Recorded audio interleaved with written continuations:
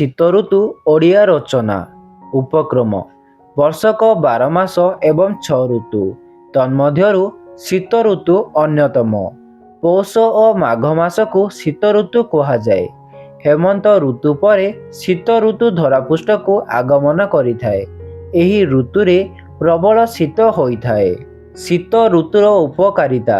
ଶୀତ ଋତୁରେ ଆକାଶ ନିର୍ମଳ ଓ ସ୍ୱଚ୍ଛ ଦେଖାଯାଏ। ବାଟଘାଟ ଶୁଖିଲା ଥାଏ। କୂଅ ଓ ପୋଖରୀର ପାଣି ନିର୍ମଳ ଓ ଶୀତଳ ଥାଏ।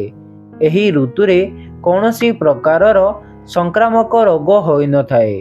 ଶୀତ ଋତୁ ହେଉଛି ଫସଲ ଅମଳର ସମୟ। ଏହି ଋତୁରେ ଚାଷୀ ଭାଇମାନେ ଧାନ ଓ ପନିପରିବା ଆଦି ଫସଲ ଅମଳ କରି ବହୁତ ଖୁସି ହୋଇଥାନ୍ତି। ଏହି ଋତୁରେ ପ୍ରଚୁର ପରିମାଣର ଫଳ ମଧ୍ୟ ମିଳିଥାଏ। ବନ୍ଧାକୋବି, ଫୁଲକୋବି, ମୂଳା, ମଟର ଛୁଇଁ, ବାଇଗଣ, ବିଲାତି, ଗାଜର, କଲରା, ଭେଣ୍ଡି ଇତ୍ୟାଦି ଭଳି ଅନେକ ପନିପରିବା ପ୍ରଚୁର ପରିମାଣରେ ମିଳିଥାଏ। ଶୀତ ଋତୁର ଅପକାରିତା। ଶୀତ ଋତୁରେ ଭୀଷଣ ଶୀତ ହେଉଥିବାରୁ ସାଧାରଣତଃ ଲୋକମାନେ ବହୁତ କଷ୍ଟ ଅନୁଭବ କରନ୍ତି। ଥଣ୍ଡା ପାଣିରେ ଗାଧୋଇବା ମଧ୍ୟ କଷ୍ଟ ହୁଏ। ଏହି ସମୟରେ ଥଣ୍ଡା, ଜ୍ୱର, କାଶ ଓ ଅନ୍ୟାନ୍ୟ ସଂକ୍ରାମକ ରୋଗ ମଧ୍ୟ ହୋଇଥାଏ।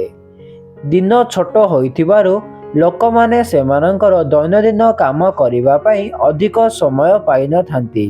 ଶୀତ ଋତୁରେ ପ୍ରାକୃତିକ ଦୃଶ୍ୟ।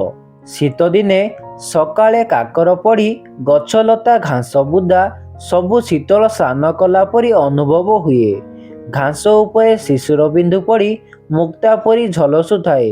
ଏହି ଋତୁରେ ସୋରିଷ, ତରାଟ, କୁସୁମ ଓ ଗେଣ୍ଡୁ ଫୁଲ ଫୁଟି ପ୍ରକୃତିର ଶୋଭାବର୍ଦ୍ଧନ କରେ।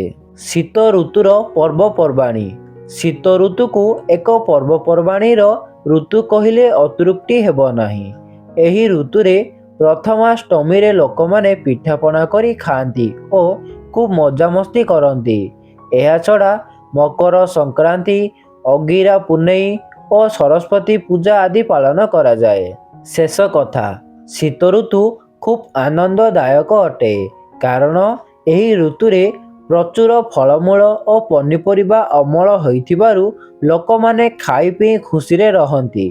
ଏହି ଋତୁରେ ସଂକ୍ରାମକ ରୋଗର ଡର ନଥାଏ। ଶୀତ ଋତୁରେ ପ୍ରାଣୀ ଜଗତ ଖୁବ୍ ଖୁସି ଓ ଆନନ୍ଦରେ ରହିଥାଏ।